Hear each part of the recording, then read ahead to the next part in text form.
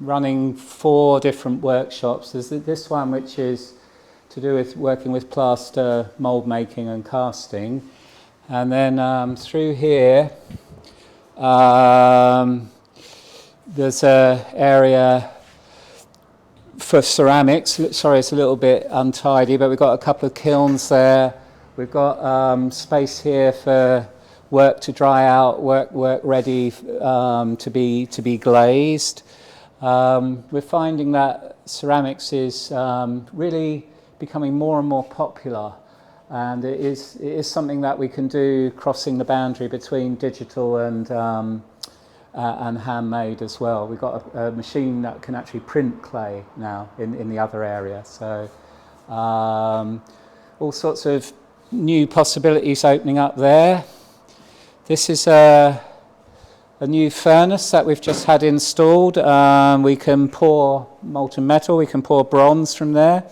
So I've just fabricated this this bin here. This is going to have sand in, and we'll be able to stand the moulds up here and do sand casting on the top here. But I had to make all of this for this machine. In the past we used to lift out the crucible, but now the crucible stays still, so I've had to make this to move the moulds around to pour. And that, I mean, that's typical of what we do. You can't buy that in a shop, so that we just make it. And so that was made in the metal workshop down the end here.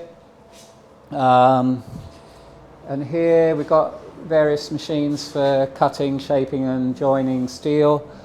And it's not an engineering workshop, it's not a model workshop. I describe it as quite agricultural. It's sort of like you cut it and join it, you know, bash it, bish, bash, bosh, put it together.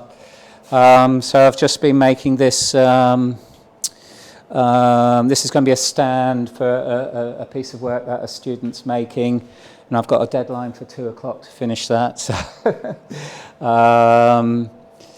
yeah, so a whole range of processes and materials that I cover. So the importance now, where we are living more and more in a digital age, yeah. people physically sat with a mouse yeah. in their hand looking at a computer. Yeah. How important would you say it is to continue? Well, this is what I'm finding out. I don't think it's an either or. Like, you know, I make photography and I utterly rely on digital for that. You know, I enjoy photography so much more now it's digital. And but in terms of three-dimensional making, we have got another workshop where we can print out. It's mainly printing processes, laser cutting. And that can do a certain amount. It can do things that I can't, but still there are things I can do by hand that the machines can't. And then there are really interesting crossovers. So someone might print something out of clay in the other workshop, bring it in here, work on it by hand, put it in the kiln, glaze it here. So that's what I see the future is collaboration and hybrid ways of making. But that doesn't suit all students. I suppose the truth is more and more we find the young students actually, because they've had no experience in these sort of environments, they do shy away a bit. Not all of them. For some of them it's a revelation. You know, they've never had this in their lives, and suddenly, oh, I can actually, you know, make something out of clay with my hands. So all sorts of different responses. And, you know, I started off in a totally analogue world. And then we came to a point where we thought the digital was just going to sweep away the analogue, you know. And it's happened in other institutions. It's gone, you know. There are no workshops like this. But UEL, for whatever reason, has kept hold of them.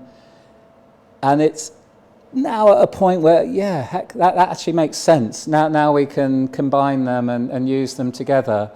But now we just need tutors, we need academics, we need teachers who have an understanding of both camps, because otherwise it won't be taught and it will just disappear. So the next step is to get those those teachers in, those projects written that can explore this sort of thing. So we'll see. That is a brilliant message. Yeah. It's amazing, yeah. Oh, that was fantastic.